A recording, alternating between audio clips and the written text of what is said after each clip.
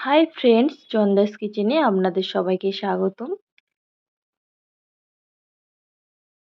নিরামিষ দিনে খুব সামান্য কিছু উপকরণ দিয়ে বাড়িতেই সহজেই বানিয়ে ফেলুন সাবুর পোলাও। সাবুর পোলাও বানানোর জন্য আমি এখানে আগে থেকেই কেটে নিয়েছি আলু, গাজর, বিনস। আর এখানে নিয়ে নিয়েছি দুটো তেজপাতা, এক টুকরো মিষ্টি কাঠ, চারটে এলাচ, কয়েকটা কাঁচা লঙ্কা ও দুটো লবঙ্গ।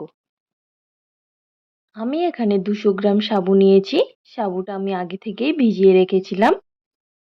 সাবুটা আমি এখানে 5 থেকে 6 ঘন্টা ভিজিয়ে রেখেছিলাম। আমি এখানে নিয়ে নিয়েছি কাজু ও কিশমিশ। এখন সবজিগুলিকে ভাজার জন্য আমি এখানে একটা কড়াই নিয়ে নিচ্ছি। কড়াইয়ের মধ্যে দিয়ে দিচ্ছি সাদা তেল।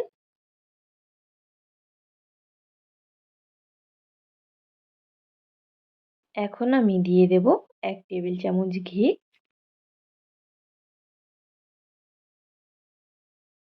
এখানে কড়াইয়ের তেল গরম হয়ে গেছে।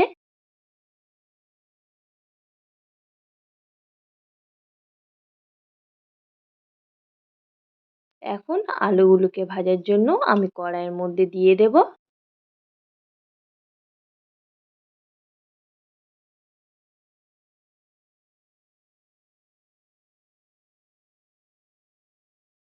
আলুগুলো হালকা ভেজে এর মধ্যে আমি কেটে রাখা গাজরটা দিয়ে দেব।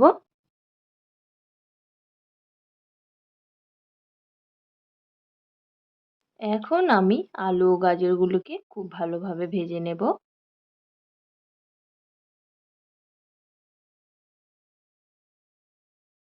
এখন আমি কেটে রাখা বিনসগুলোও এর মধ্যে দিয়ে দেব।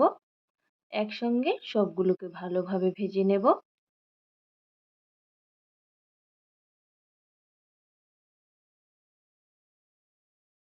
আমি এগুলোকে হালকা আঁচে কিছুক্ষণ ঢেকে রেখে ভালোভাবে ভেজে নেব। রেসিপিটা বানাতে খুব বেশি সময়ও লাগে না আর খেতেও খুব টেস্টি হয়। আমি এখানে কালারের জন্য একটু হলুদ গুঁড়ো ব্যবহার করেছি। এখন সবগুলোকে ভালোভাবে একটু নেড়েচেড়ে নেব। দেখুন আমার এখানে কালারটা কত সুন্দর এসেছে। আমি এখন এর মধ্যে দিয়ে দেব স্বাদ মতো লবণ।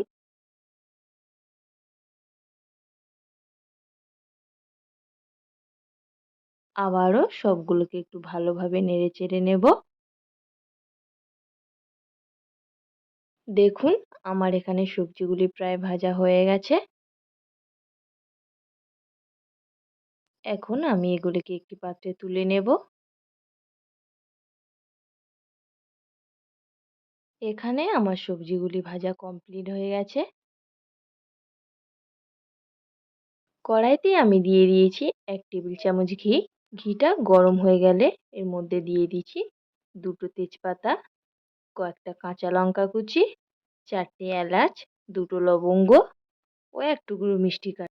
এখন এগুলোকে একটু ভালোভাবে নেড়েচেড়ে নিয়ে এর মধ্যে দিয়ে দিয়েছি কাজু। কাজুটা একটু হালকা ভাজা হয়ে গেলে দিয়ে দিচ্ছি আগে থেকে ভেজে রাখা সবজিগুলো। আবারও সবগুলোকে খুব ভালোভাবে একটু নেড়েচেড়ে নেব।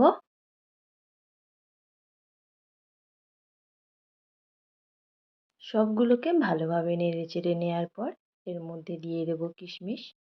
কিশমিশটা আমি আগে থেকেই ভিজিয়ে রেখেছিলাম। এখন এর মধ্যে দিয়ে দেব স্বাদ মতো লবণ। আবারও সবগুলোকে ভালোভাবে একটু নেড়েচেড়ে নেব। আমার এখানে প্রায় সব কিছুই রেডি হয়ে গেছে। এখন এর মধ্যে দিয়ে দেব সাবু।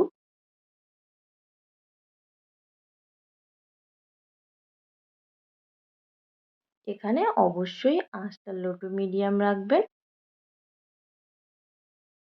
আবারও সবগুলোকে খুব ভালোভাবে একটু নেড়েচেড়ে নেব যাতে সবগুলো খুব ভালোভাবে মিশে যায়।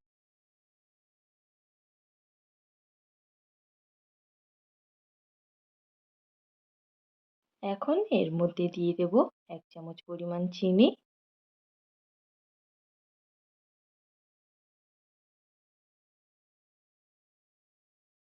আবারও সবগুলোকে খুব ভালোভাবে একটু নেড়েচেড়ে নেব, যাতে চিনির দানা ভাবটা না থাকে, সবগুলো ভালোভাবে মিশে যায়।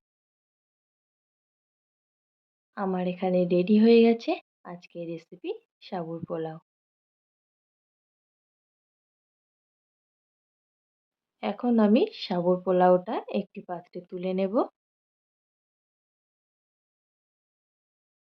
দেখুন, আমাদের এখানে কমপ্লিট আজকের রেসিপি সাবুর পোলাও।